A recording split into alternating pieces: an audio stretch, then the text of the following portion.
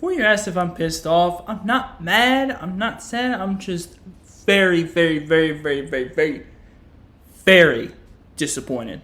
I just found out earlier today that because of the prank call incident that has been overshadowing our draft class, as well as our undrafted free agency period, and yeah, it's not great. Here's the thing. So, Jeff Ulbrich is our defensive coordinator, and he used to be a linebackers coach for us a long time ago. Then he was with the Jets as a linebackers coach, and he was also an interim defensive coordinator or assistant coach, a defensive coordinator, and an interim head coach at New York. He went 3-9 his head coaching tenure, but he had his way with linebackers in New York. That was until he came to us for this upcoming season.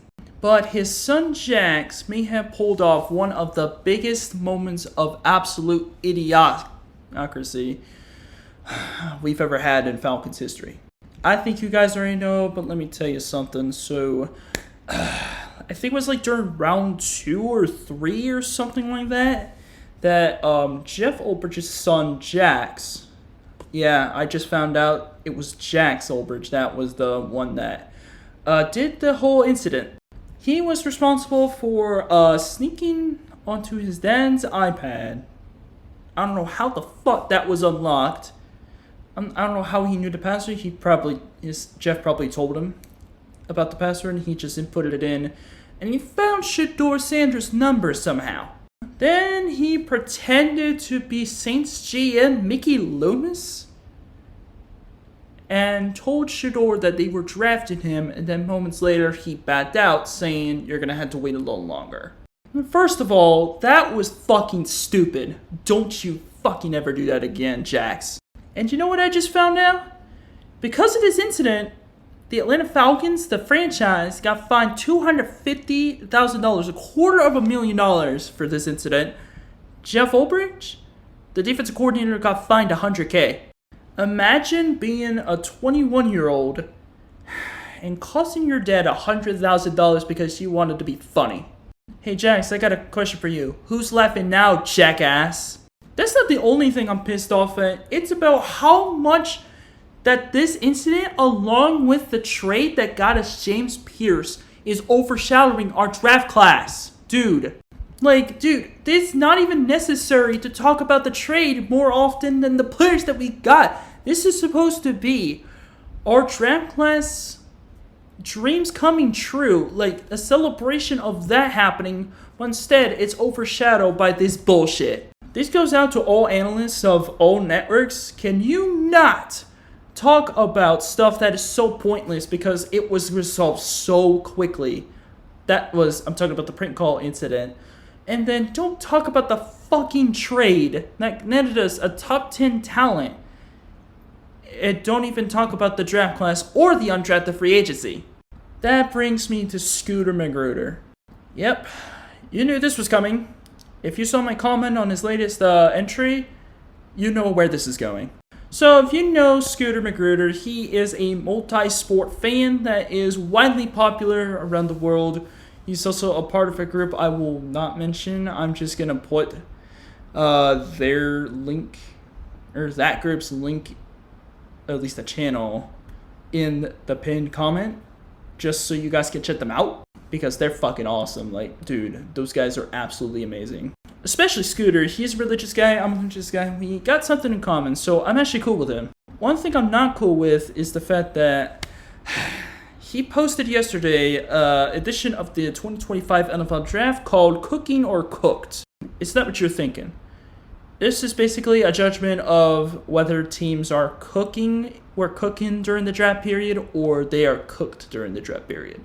I won't share with you the video. I'll just post the link in the description so you guys can check that video out. But in that Falcons section, he said we were cooked. But he said it was a part of an aesthetics kind of way, which I believe that's just fucking ridiculous. He's not even talking, the reason why we're cooked is because, 1, the trade that got us James Pierce, 2, the incident I already talked about earlier. He mentioned the first round, which was Jalen Walker, great value at 15, but James Pierce as well, which he had so many questions about us trading a future first-round pick for him. My message is this: we're in win-now mode. That's the only reason why we gave up that first-round pick, which I believe is just a stupid fucking reason to chastise us just because we drafted a top 10 talent at 26, even though we gave up a future first-round pick to go to 26. You know what pissed me off more than that shit? The fact that he didn't even mention the stars that we got in undrafted free agency class. He didn't even go as far as mentioning them. No news about Nick Nash, no news about Kobe Bryant, and a lot of other players that we signed. I'm not going to go too specific in that, but that's what pissed me off even more. Scooter, if you're watching this video, there's no hard feelings towards ya. It's just I was a little bit heated when you talked about us being cooked when we really cooked in that draft. Enough about my rant. Let's get straight into the video. Welcome back to Grizzly Talks Football. I'm the Grizz, and this episode we're doing something a little different today. NFL draft has officially come to an end. If you haven't seen my NFL draft recap, very sure it's going to be in that playlist of season 2. You just gotta find the latest video. Well, it's going to be the second latest video, assuming that this is the video that's going to be the latest one. But anyways, so with the NFL season coming up, OTAs, training camps, mandatory practices, all that stuff coming up in the NFL, I'm going to shift over to college football for a little bit. Now you're wondering, what the hell are you going to the college football for? Well, it's actually pretty easy. I am going to be doing conference rankings, or tier lists, based on how well they did the season prior, and how I feel they're going to do this coming season. It's going to be a little mini series of like conference rankings from the past season and from this coming season. Obviously they're not there because, well, the season hasn't started yet. But I'm going to be doing conference by conference just to catch you guys up on what's been going on as far as college football goes. So I'll be starting with the SEC this video. And if you are new to this series, make sure you check the link in the description as well for the entire playlist so that you don't miss a single one of these episodes when they come out. You also have it for all the episodes of season 2. You know, the ones that have already been posted, and I'll also post more episodes as time goes by. Also, make sure you hit the red subscribe button and hit the notification bell so you don't miss a single one of my videos. Without further ado, let's get to the tier list. Alright guys, so we got the SEC team tier list for the 2024 season, and I'll also do the preseason tier list for the 2025 season. But starting things off, we got the 2024 rankings. So, in summation of all the categories, we got the teams that were elite, like teams at the top of their conference, making the playoffs, such and such. Up next, we got above average, close to the playoffs, not quite there, but still very good. Then we got the teams that are meh. They're like somewhere around the middle, right around 500, maybe like 8 to 5 wins. Then we also got pretty bad, which is, you know, teams that were like near the bottom of the barrel, but also had some part in the SEC chaos. In the final category, we have the category where the teams that are hit a John ass. Sound good? All right, let's get to it. Kick things off, we got Oklahoma. I know I did say that the teams right around 500 would be a meh, but for Oklahoma's case, they were pretty bad. They would have been an ass tier if they didn't beat Alabama and make them only allow 3 points on them. Let me tell you, the defense may have looked pretty solid, but the offense, oh dear, it was awful. Not a single running back went over 600 yards. Not a single receiver went over 400 yards. That is literally how bad that offense was.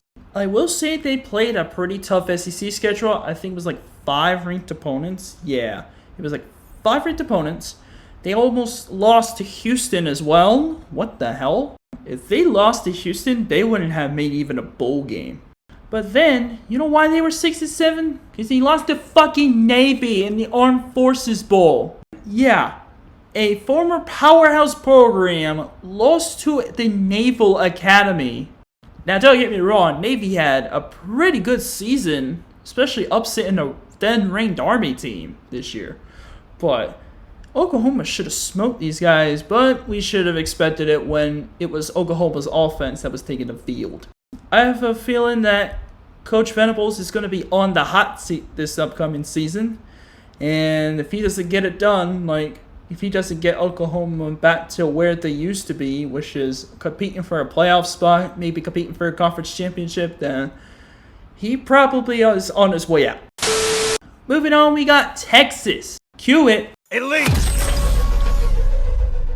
11-2, including the SEC championship, whereas both times they lost to Georgia, once in the regular season, once in the SEC title game.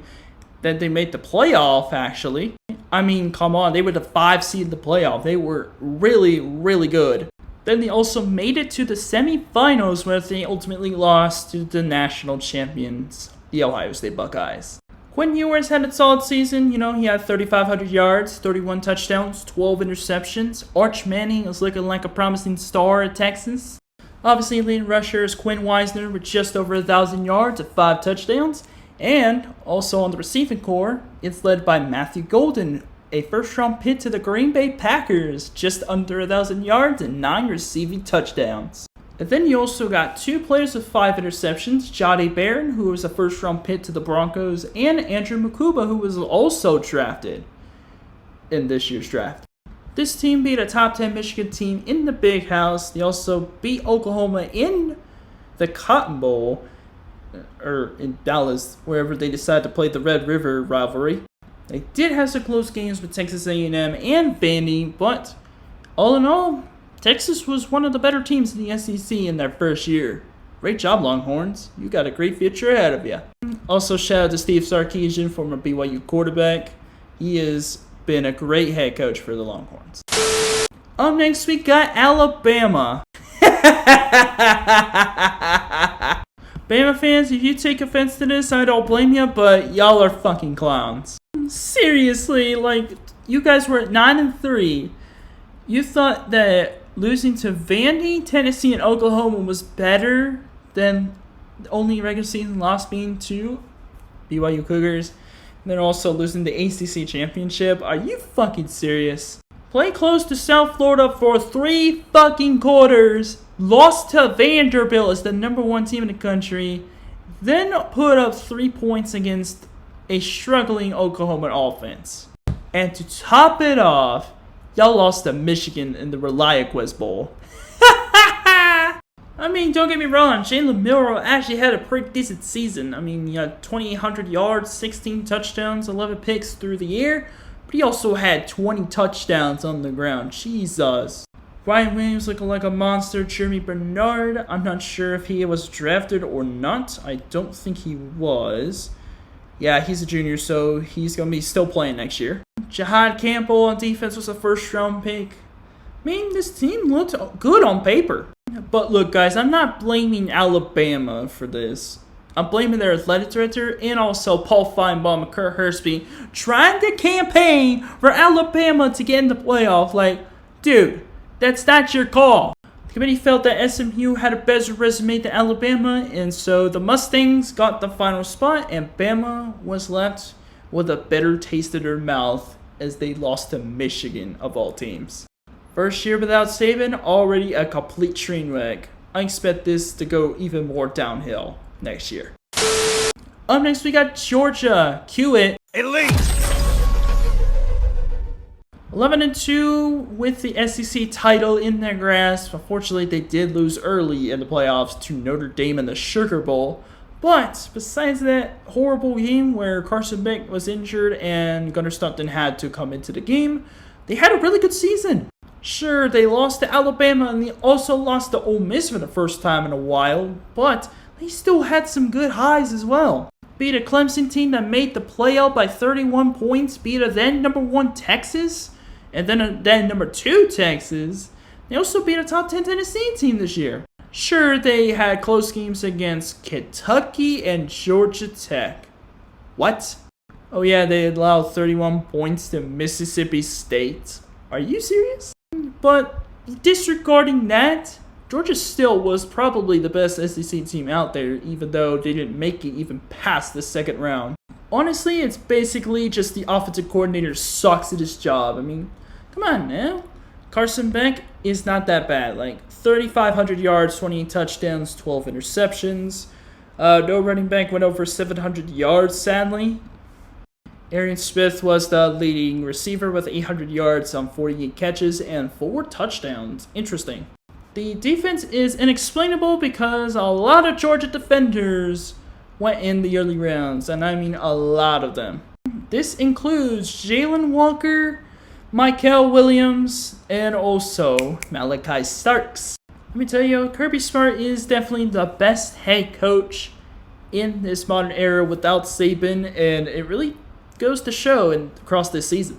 But Georgia, I'm expecting y'all to make a better run this upcoming season. Don't you fucking dare let me down. Up next, we got Tennessee. Should I put him there? Oh, fuck it. Elite! They were the only other team to make the playoffs, so, 10-2 regular season. Only losses were to Georgia and Arkansas. On the bright side, they beat NC State, Oklahoma, and Alabama, as far as ranked teams go. Oh yeah, and a little side note, they beat Vanderbilt on the road, who used to be ranked for a little bit. I do have to say, however, the Nico Yamaliava situation, not the greatest at all. I do appreciate the way you guys handled it, though. That was much respect. This guy has the balls to demand more money when he's just a college athlete. Like, dude, you're gonna make your money in the pros. Why do you need some in college so much? You want more money just to throw 2,600 yards, 19 touchdowns to 5 picks? What are we doing? Oh yeah, don't forget to mention that Dylan Sampson had 1,500 yards this season and 22 touchdowns on the ground. No receiver went above 700 yards. Leading receiver was Dante Thornton with 6 touchdowns, 660 yards. Will Brooks and Jeremiah McCoy had a couple of turnovers themselves. Pretty solid stuff there. And there was also a guy by the name of James Pierce that the Falcons drafted. But let me tell you, Josh Heupel has done a fantastic job rebuilding this Tennessee program. Yeah, you guys remember when Tennessee was just a fucking dumpster fire a couple years ago? Yeah, I'm sure those years are far, far behind us now. It does suck, however, that they lost badly to Ohio State, but, that's the whole nature of the playoff. It happens to everybody. Up next, we got Texas A&M. Above average. You guys remember when Texas A&M was number 10 in the country? They were 7-1, undefeated in SEC play. That was so fucking random. Obviously, their one loss at the time was to a top 10 Notre Dame team that made the national championship game. Oh yeah, don't forget to mention they beat a top 10 LSU team and a top 10 Missouri team at the time. But that's where the good news stops, because then they lost 4 of their last 5. Actually, yes, 4 of their last 5. Including to South Carolina in a beatdown as the top 10 team, and then they lost in 4 overtimes to Auburn as the number 15 team in the country. Then they followed that up by losing to Texas and USC in the Las Vegas Bowl. I will say, they played some good competition as far as, the teams that they played. A couple of top 10 teams, including Texas, LSU, Missouri as well. South Carolina, who almost made the playoff as well. You actually became a top 15 team? I'll say the offense wasn't completely awful. I mean, you had 3 running backs rush for over 500 yards, which is actually really nice. Oh, I meant 2 running backs and a quarterback. Marcel Reed had 22 total touchdowns, 2,300 total yards, 6 interceptions. Not terrible. I mean, offense didn't play horribly, but the defense is really where it's at. I mean, BJ Mays led in interceptions. They were actually not even that bad. But all in all, an 8-5 season. Very unfortunate that they were starting off really hot, looking like a playoff team, but then all of a sudden they fell right to shit. They did have a solid season though, so I'll give them that. Up next, we got Missouri. Above average as well. Like I said before, 10-3 season. Big win over Iowa in the Music City Bowl. I think they were a top 15 preseason team or top 10. I don't know, but they did beat a ranked Boston College. Unfortunately, lost to Texas A&M, Alabama, and South Carolina, all ranked opponents. But they did beat everyone else, so that's pretty good. Fortunately, no Cody Schrader to carry the offensive workload, so that was a big problem for them. I mean, Brady Cook wasn't awful. 11 touchdowns, 2 picks, 2,500 yards. You also had Nate Noel rushing for 800 yards, 3 touchdowns. Marcus Carroll, 12 rushing touchdowns. But Theo Weiss and Luther Burden, pretty solid athletes there.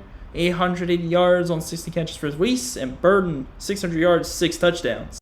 2 offensive linemen were drafted as well. Armand Membu got into the top 10 to the New York Jets, and then Marcus Bryant was selected, I believe, in the 7th round. Like, don't get me wrong, they had a solid season, but it just really disappointed the fan base with the expectations they had. I think the Brady Cook injury definitely hindered this team's progress, but hopefully they'll go in a really good direction in the future. Up next, we got the Auburn Tigers. Okay, I worded the mad part wrong. It was like just under 10-win season, like making a bowl game, all that stuff. I gotta say, Auburn is pretty bad. I wouldn't say completely their fault. Their stretch of conference play was fucking brutal. I lost to Cal, who lost to a 2-10 Florida State team, should I add. I lost to Oklahoma at home. Lost badly to Georgia. Lost to Missouri. Lost to Vanderbilt, who used to be ranked. So you would kind of make it like 6th ranked opponents, sort of. The only highlight of their season was pretty much beating Texas A&M. Because other than that, it was pretty dog shit. Peyton Thorne isn't a terrible quarterback. I mean, he was a senior this past year. 21 touchdowns, 9 picks, 2,700 yards.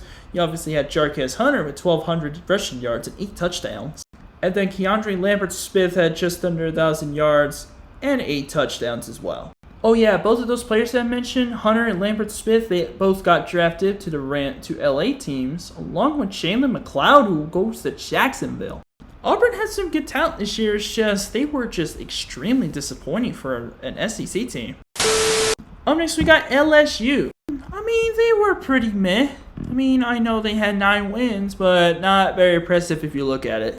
9-4 season, losses to USC, Alabama, Texas A&M, and then a loss to Florida.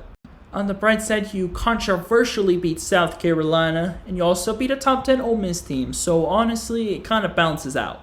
And then you won your bowl game, which was the Texas Bowl against Baylor. Nice. Like, quarter play was pretty good. 4,000 yards, 29 touchdowns, 12 picks for Garrett Newsmeyer. Then you also got Karen Durham leading rushing with 750 yards and 6 touchdowns. And also, you got 2 players who had over 800 receiving yards, in Kyron Lacey, rest in peace, Kyron, and Aaron Anderson. Will Campbell went into the top 5 of this year's draft. Mason Taylor was drafted in the 2nd round. Emory Jones was also drafted in the 3rd round. And other players that were drafted include Savion Jones, Braden Swinson, Miles Frazier, and Garrett Dellinger. I gotta say, LSU has great talent. It's just, as far as their expectations, they did not play well at all. I mean, they did used to be a top 10 team in the country. They were like 8 at some point, but then they lost to Texas A&M. Like, they had a pretty solid start to their season, but then, yeah, I think you guessed how that went. The second half of the season, should I say. Up next, we got Ole Miss. Above average. Finishes the top 15 team in the AP poll. Dominated their bowl game, 9-3. Unfortunately, their season was overshadowed by losses to Kentucky and Florida. Especially that Kentucky loss that was at home.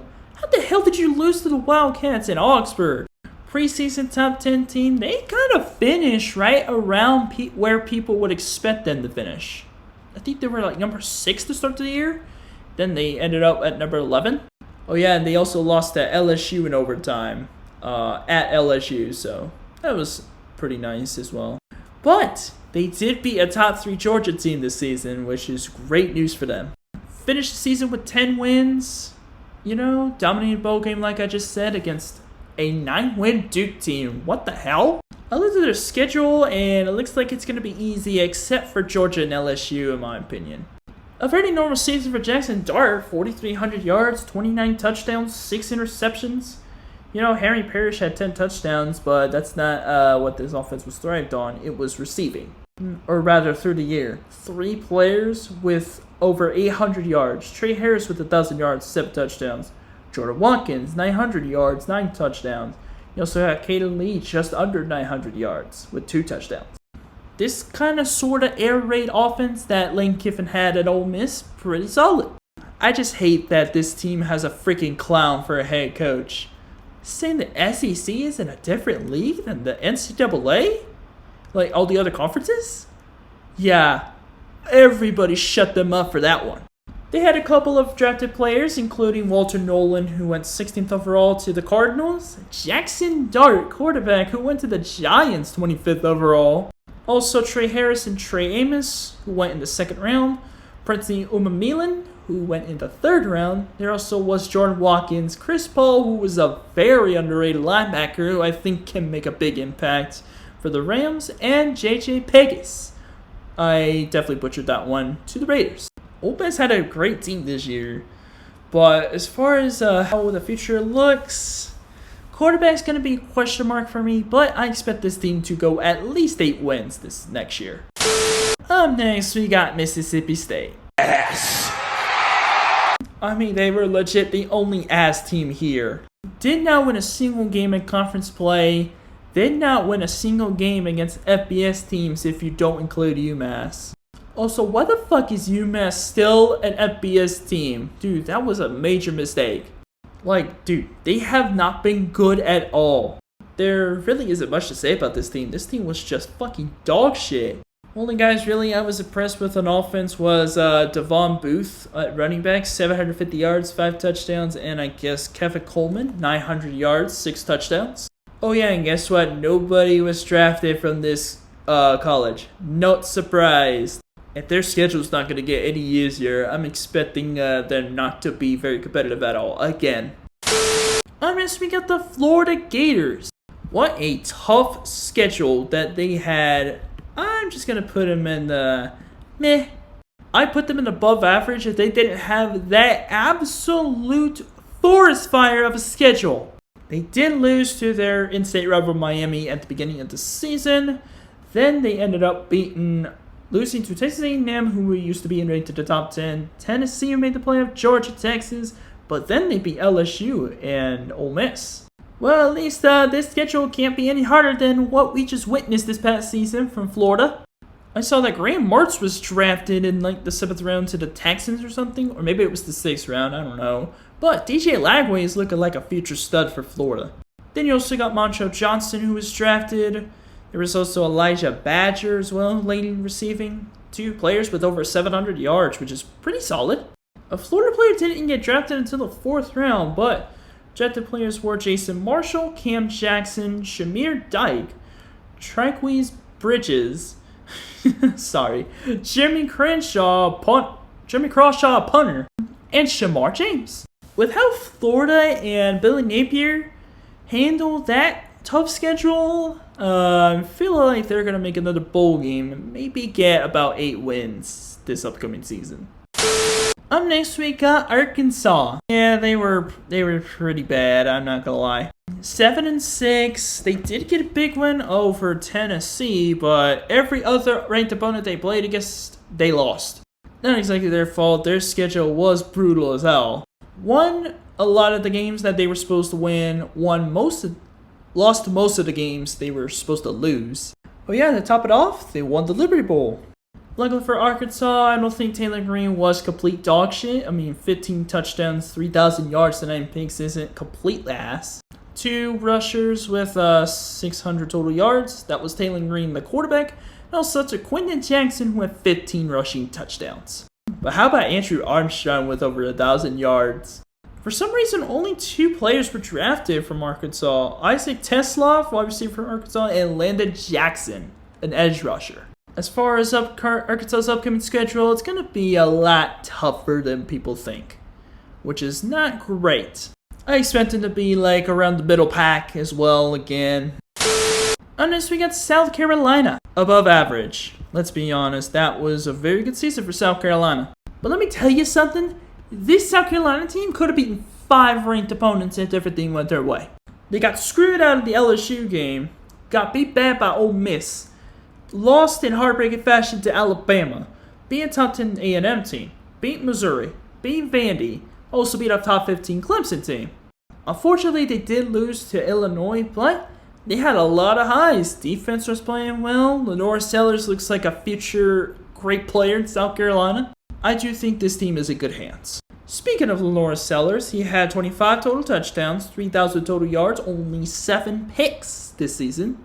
Rocket Sanders, who used to be at Arkansas, had just under 900 yards and 11 touchdowns. No biggie. Sadly, nobody went above 500 yards except for Josh Simon, who had 519 for 7 touchdowns. But the major focal point of this season was on defense because every single player that was drafted was on defense.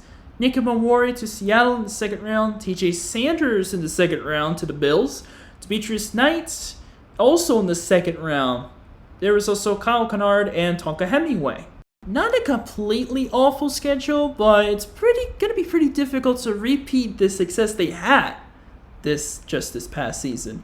If they would have won any one of those games between LSU and Alabama, I think they would have been in the playoff. I don't think they're going to get close to that next season.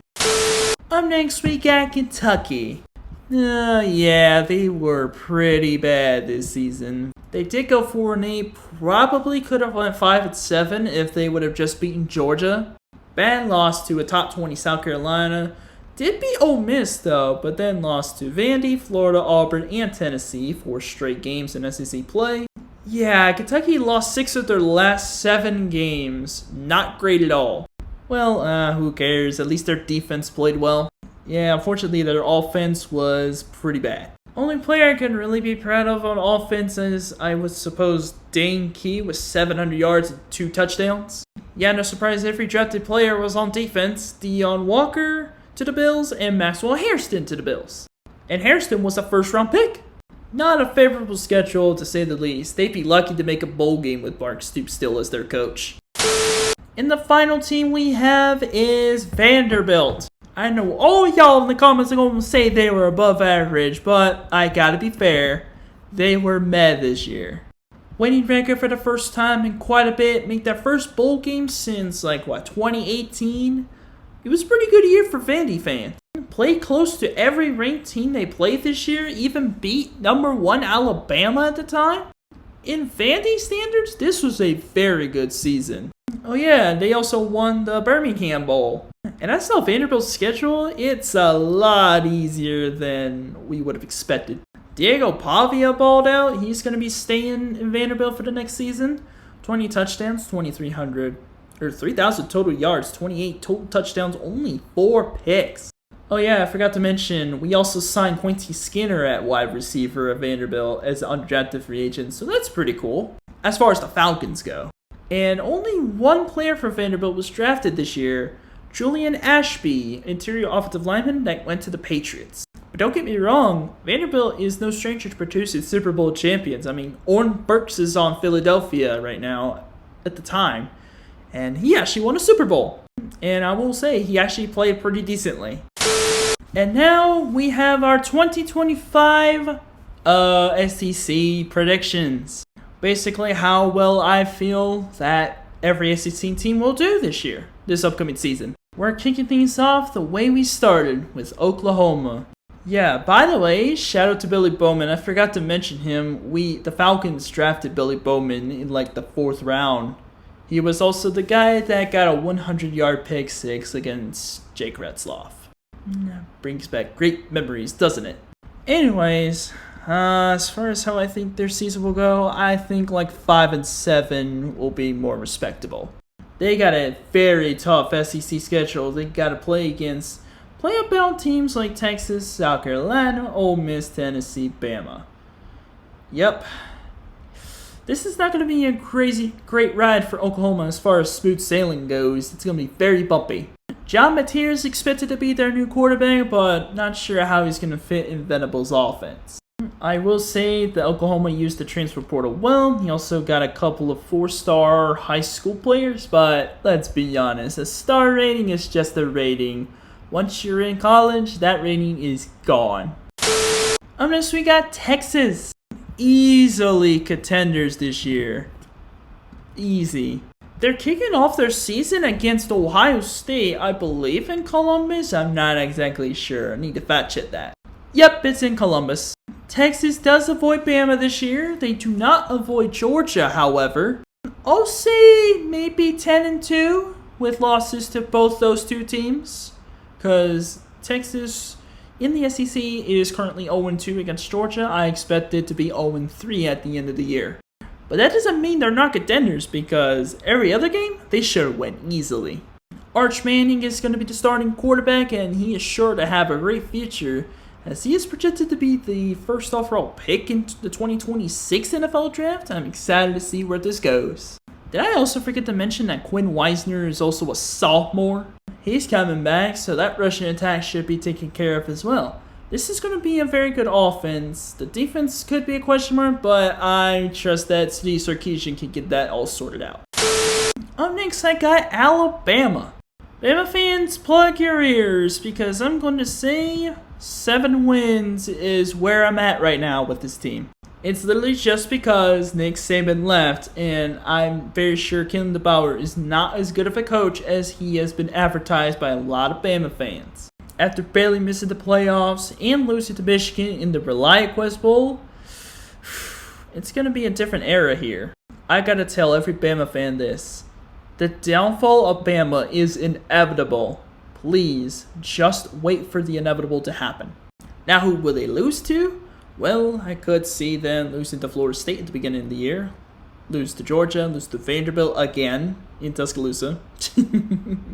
Lose to Tennessee, maybe lose to South Carolina, maybe lose to LSU. You know, the possibilities are endless. I will say, however, this team could get at least 8 wins this season, to be honest with you. You know, they still got Ryan Williams, they still got Jeremy Bernard, still got Jam Miller as well on offense. Obviously, Jalen Milroe went to Seattle, which really sucks for Coach DeBoer because, you know, his best quarterback so far with Alabama is gone. I will say Keelan Russell was a pretty good pickup. I'm excited to see what he does at Bama, but hopefully not too much because, you know, I fucking hate Bama. Up next, we got Georgia. Easy, they are going to be contenders this year. Again, they still got Kirby Smart. They still got a great defense.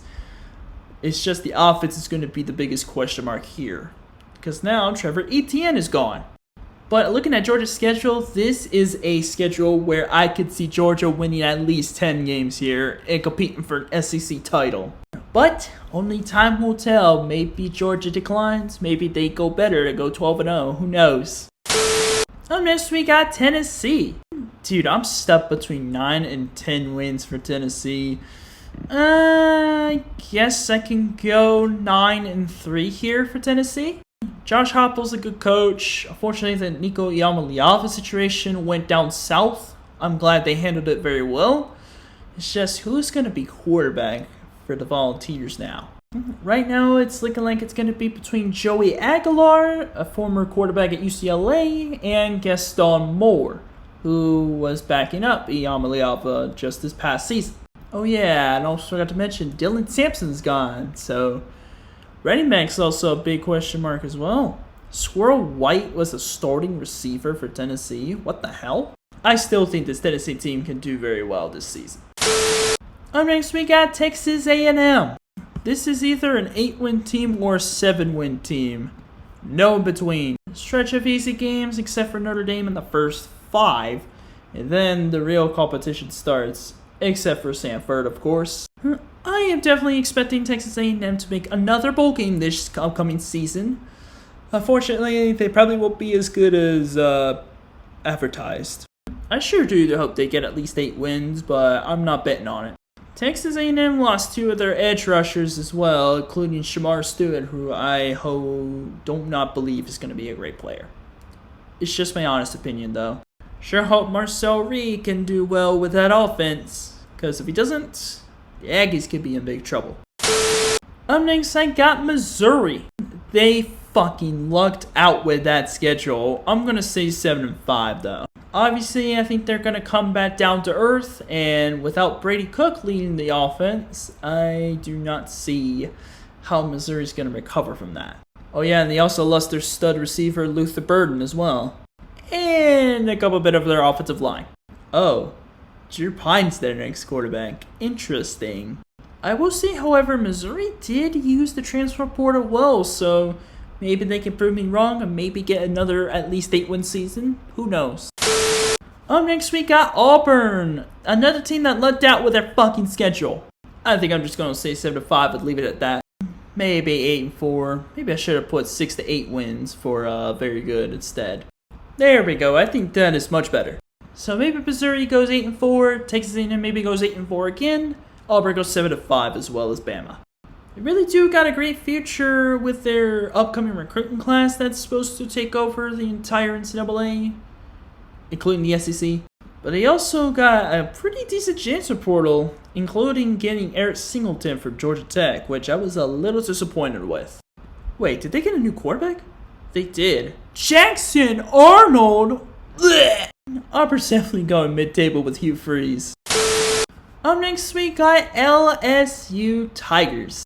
Let me tell you that first 8 games, most of them, that is a fucking bad draw. I'd probably say 6-6 or 7-5 for LSU. I'm very sorry. Toughest games they got on their schedule: Clemson, Ole Miss, South Carolina, also Alabama, and also Florida. It is not great news for LSU. They could even miss a bowl game this year. Who the fuck knows? Or maybe they go 3-6 in the first 9 games and then win their next 3 games and somehow clinch another bowl game. The possibilities with Garrett Nussmeier and coach Brian Kelly are endless. Is Brian Kelly a pretty good recruiter? I would say yeah, but his coaching, that's a big no-no for me. Up next, I'm going to say Ole Miss. This is easily, with the schedule they have, this is definitely a 10-win team. I'm going to say, I'll say very good, honestly. I'll say 10-2. Losses to Georgia and Florida. Fight me. Maybe LSU. Let me tell you, this is another SEC team that lucked out with a fucking easy schedule. Skill position players and offensive line looking very solid. It's just the big question mark is going to be at the quarterback spot. With Jackson Dart gone, who's going to be the next guy? I'm not sure about what's going to happen. I sure do think they're going to actually play pretty decently, enough to where Ole Miss really is a 10-win team. Up next, we got Mississippi State. And much easier schedule than they had last season. I guess I could say 3-9. I think 4-8 is a little generous. After a 2-win season last year, they got to go a different direction. They got to keep on rebuilding, and they could slowly but surely improve to what they used to be in the 2010s, like mid to late 2010s. But man, what a transfer portal Mississippi State had. They brought a ton of players to the program. But I believe every starter has some experience now, so maybe this team definitely improves from what happened last season. Who knows? Up next, we got the Florida Gators. Let me tell you, they definitely lucked out with this schedule. I see them going 9-3 this upcoming season. Nah, I'm just kidding. I think they go 8-4 with losses to Georgia, Texas, Tennessee, and Miami. I'll say this schedule, I would believe, is not as tough as last year's, but it's still pretty hard for Florida to get out of it alive.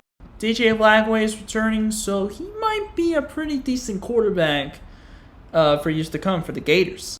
Top 10 recruiting class should be a pretty solid year for Gator Nation. Don't talk about the transfer portal though. Up next, we got Arkansas. I'll probably say they improve a little bit. They go 7-5 this upcoming season. They definitely lucked out with their schedule. They got a group of 5 teams to start this season, as well as Alabama A&M. Fortunate draw to get Ole Miss on September. They also got the unfortunate draw of Tennessee and Texas. So yeah, this is looking like another mid-table year for Arkansas. Pretty good transfer portal. They had like 40 players outgoing, but they had nearly 30 going to Arkansas, which is pretty nice for them. An okay recruiting class as well, so it's probably another mid-table of Arkansas. It's pretty confirmed at this point. Up next, we got the South Carolina Gamecocks.